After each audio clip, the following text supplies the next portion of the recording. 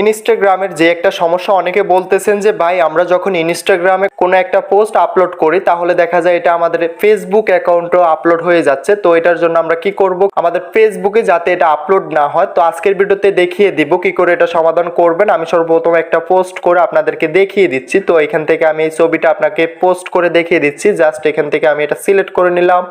তো এখান থেকে এটা নেক্সট বাটনে ক্লিক করে দিলাম। নেক্সট বাটনে ক্লিক করে এখান থেকে জাস্ট আমরা শেয়ার করে দেই আমাদের যে ইনস্টাগ্রাম অ্যাকাউন্ট আছে। তো এটা আমি এখান থেকে আপলোড করে দিয়েছি। এটা আপলোড করে দেওয়ার পরবর্তীতে আমরা যখন ফেসবুকে চলে যাই, আমার ইনস্টাগ্রামটা যেহেতু ফেসবুকের সাথে কানেক্ট করা, তো আমরা ফেসবুকে চলে গেলে দেখা যায় আমাদের এই পোস্টটা আমাদের ফেসবুকে আপলোড হয়ে গেছে। আমি আপনাদেরকে দেখিয়ে দিচ্ছি। এই যে দেখেন আমার ফেসবুক অ্যাকাউন্টে চলে আসার পরবর্তীতে দেখা যাচ্ছে যে ওই পোস্টটা এখানে ফেসবুকে আপলোড হয়ে গেছে। তো এটা কি করে বন্ধ করবেন, একটা সেটিংস বন্ধ করে দিলে এটা আর হবে না। আমি দেখিয়ে দিচ্ছি কি করে এটা সেটিংসটা বন্ধ করবেন। তো যারা যারা এখনো চ্যানেলটা সাবস্ক্রাইব করেন না, অবশ্যই চ্যানেলটা সাবস্ক্রাইব করে